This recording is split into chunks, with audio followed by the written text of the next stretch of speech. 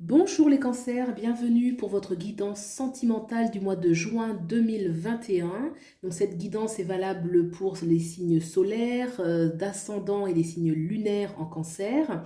Bien sûr, vous pouvez aller voir aussi vos guidances, les tirages pour votre ascendant et votre signe lunaire. Et puis c'est parti. Alors, on va regarder tout de suite vos énergies. Donc, j'ai tiré 3 cartes qui vont me parler de vous. Alors, pour mes cancers, ici j'en mets 3. Votre autre.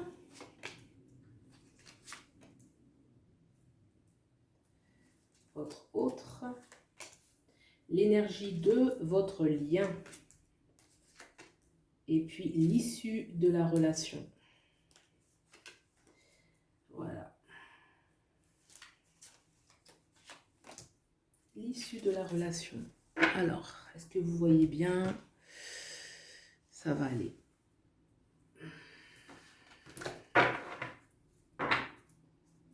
Le 4. On regarde dessus après. Alors, on regarde tout de suite vos énergies. Bien sûr, vous pouvez interchanger. On peut tout à fait interchanger. Alors là, j'ai l'ermite, le cancer. J'ai le 2 d'épée. Et j'ai le 9 de bâton. J'ai une arcane majeure, l'ermite. Votre autre, j'ai le 6 de pentacle. J'ai l'as de coupe. L'as de coupe. Et j'ai le pape. Le pape, qui nous parle toujours d'officialiser les choses, de concrétiser les choses. Ok, on va commencer d'abord par ce côté-ci. L'ermite nous parle arcane majeur au centre en plus de votre lecture, là ici, donc c'est assez important. L'ermite parle de retard, parle de choses qui prennent du temps. L'ermite va... nous parle aussi du temps, donc, mais les choses sont un peu lentes à se mettre en place.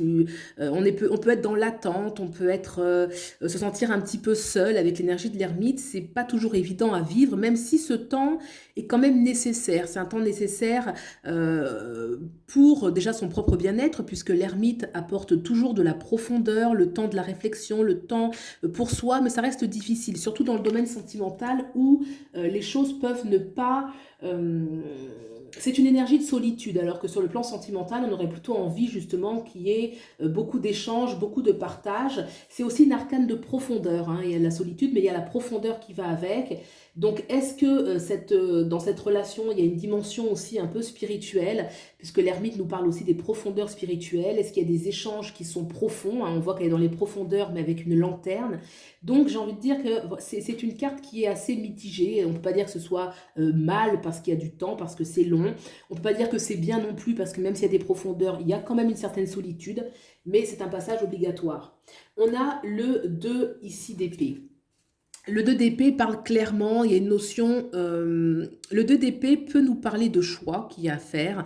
En tout cas, pour cela, il va falloir aller profond en soi. On voit d'ailleurs ce personnage qui a les yeux bandés parce que justement, elle ne veut pas se laisser influencer par les choses extérieures un peu. Ces notions de, pour faire ce choix, je dois descendre dans mes profondeurs, savoir écouter mon intuition, savoir écouter ce que je veux vraiment et ensuite faire un choix. Donc une sorte de temps peut-être nécessaire entre l'ermite qui descend dans ses profondeurs, ce 2 d'épée qui a besoin justement voilà, de rentrer de faire un choix et pour cela de rentrer dans ses profondeurs. Donc il y a une notion un peu, là je ne sens pas dans ces deux énergies quelque chose où il y a un grand élan extérieur, mais plutôt une grande descente intérieure pour bien comprendre vraiment ce que l'on veut, ce que l'on souhaite, ce que l'on vit. On a derrière ce 9 de bâton. Le 9 de bâton, c'est déjà une carte qui parle d'exigence dans ce que l'on souhaite vraiment vivre. On voit ce personnage qui va vraiment dégager une certaine...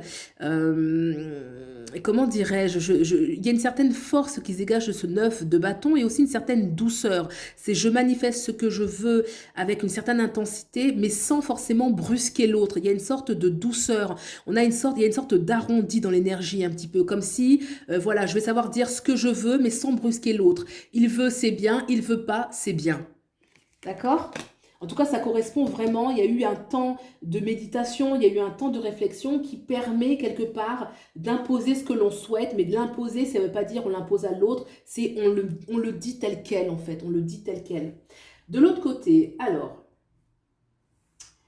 Là, j'ai déjà cet arcane magnifique, hein, il y a quand même deux arcanes très fortes. Ici, le 2 de coupe. Le 2 de coupe, dans le domaine sentimental, nous parle quand même d'union. Ça nous parle d'union, ça nous parle de quelque chose qui est romantique, hein, il y a une notion de romantisme. Ils sont presque un peu, je dirais pas le mot naïf, parce qu'on ne l'est pas quand on est amoureux. Enfin, en tout cas, on ne peut pas employer ce mot, mais il y a une sorte de candeur. Voilà, il y a une sorte de candeur, d'amour un peu idéal, qui montre qu'on est disposé à aimer. On a derrière cette carte du pape. Le pape, sur le plan sentimental, parle d'officialiser les choses. Ça peut parler même de mariage, hein. Le pape, c'est celui qui va donner son accord, hein. D'ailleurs, on voit qu'il est en train de bénir justement les deux personnes qui sont tout de même en train de le supplier. Donc là, c'est pas vraiment la célébration du couple qui est ici, c'est plutôt le couple qui est plutôt soumis au pape. Donc c'est un petit peu particulier dans cette carte, d'autant qu'on a ce 6 de denier qui parle il y a une certaine générosité, il y a quelque chose qu'on ancre, quelque chose qu'on peut concrétiser, mais c'est long. Les 6 de denier, le 6 de manière générale, parle toujours de quelque chose qui est long, quelque chose qui demande beaucoup d'énergie. Et on retrouve justement ce 6 de denier ici, beaucoup d'énergie pour mettre les choses en place, pour concrétiser les choses. Et ici, cet ermite. Donc, on a quand même quelque chose qui n'est pas rapide, apparemment, entre vous. Et pourtant, il y a de l'amour, on a envie d'officialiser les choses. Ici, il y a une notion de choix qui s'impose. Donc, est-ce que ici, j'ai deux. Donc, la notion de choix, elle est ici, elle est forte. Là, il y a une union. Il y a quelqu'un, en tout cas, qui est disponible de ce côté-ci pour l'union. De ce côté-là, est-ce qu'on est plutôt en train de réfléchir, on est dans une dualité, quelque chose qui nous empêche de prendre une direction pour le moment, hein, même si de toute façon, il y a une méditation en vue de faire un choix, mais en tout cas, il y a l'hésitation, la notion de choix, de dualité. Ici, il y a le temps, l'ermite, choses qui vont lentement. Le 6 de denier qui rappelle toujours ce temps. Hein. Là, effectivement, il distribue de l'argent, donc on peut voir par là qu'il y a de la générosité, mais en même temps, on peut y voir aussi une perte d'argent. Hein. Donc, c'est pour ça qu'il y a toujours la notion, non pas de gaspillage, mais de dispersion un petit peu des choses, donc beaucoup d'énergie qu'on met. Ici, donc, j'ai le 9 qui a une certaine exigence qui peut tout de même être entendue, hein, par le pape ici, qui peut officialiser, concrétiser la relation. On va regarder maintenant le lien qu'il y a entre vous. Alors là, j'ai deux arcanes majeures, et pas n'importe lesquelles. On a déjà le monde. Le monde, vous le savez certainement, le monde, c'est la plus belle arcane majeure du tarot qui nous parle d'accomplissement, de réalisation, de concrétisation des choses, vraiment quelque chose où c'est une arcane qui nous dit, qui répond oui à la question. Voilà, vous posez une question, la réponse, elle est oui. Donc déjà, le lien, il est vrai, il est beau, hein, magnifique, il peut y avoir un grand accomplissement. C'est pour ça qu'il y a quand même la carte du pape, hein. Le pape, ça vient concrétiser, c'est le mariage. Alors après, ça peut être l'union officielle, c'est pas forcément obligé de passer la bague, mais on s'est compris. On a ensuite le 7, qui est donc une autre arcane majeure, qui est le chariot. Le chariot, c'est une carte très positive. Elle annonce que c'est la bonne direction, donc c'est la bonne personne. C'est un lien qui est profond, qui est puissant. Mais le chariot, c'est toujours aussi une étape importante, c'est-à-dire franchir une nouvelle étape. C'est pour ça qu'on le voit dans un chariot qui va avancer, mais il est à l'arrêt. Il est à l'arrêt parce qu'il y a quelque chose qu'il faut enclencher, il y a quelque chose qu'il faut libérer, qu'on ne peut pas prendre de l'avant si on est dans une position statique, ça va de soi. Donc vraiment une invitation à se bouger un petit peu et de foncer un petit peu vers ses rêves. Donc le lien est profond, mais il demande à être davantage construit, davantage nourri.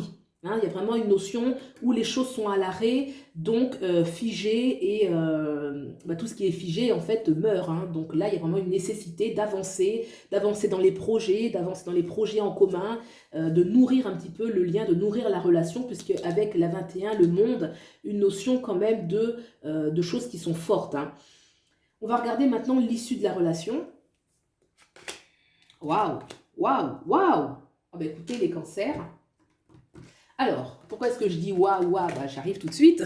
On a donc le 10 de coupe. Regardez comme elle est magnifique cette carte. J'ai envie de dire, elle parle d'elle-même. Le 10 de coupe, c'est le bonheur tout azimut sur le plan sentimental, le bonheur qui est partagé d'ailleurs en famille. Peut-être que vous êtes déjà en famille. Est-ce qu'il y en a un des deux qui a une famille et qu'il y a une recomposition? En tout cas, c'est un bonheur pour soi et pour les nôtres, hein, c'est-à-dire bah, les enfants. Il y a quand même une notion, le 10 de coupe va dépasser juste le couple, juste à deux, quoi, hein. Là, il y a vraiment une notion d'accomplissement, même familial, hein. Donc, si vous souhaitez des enfants, si vous souhaitez une famille, enfin, si vous êtes déjà en couple avec des enfants, si vous avez déjà des enfants chacun, tout est possible. Et qu'est-ce qu'on a à côté? On a arcane majeur qui est la deuxième arcane, enfin la première même avec le monde ici, hein, le soleil, voilà, le soleil qui parle aussi de la victoire. Quand on a une question, le soleil nous dit oui, un grand oui, la victoire. Le soleil peut parler aussi d'un enfant, donc là on a la famille, on a l'enfant, il y a quand même une notion, ou alors ça peut être aussi un couple qui est très créatif, hein, l'enfant peut aussi symboliser la création, si vous êtes un couple très d'artistes par exemple, hein, je vais un petit peu dans la caricature, mais voyez, où vraiment on enfante, c'est une relation qui va enfanter beaucoup de belles choses. Alors la plus belle chose, voilà, ça peut être un enfant, ou ça va être des projets artistiques en commun, vraiment une vie créative, dynamique.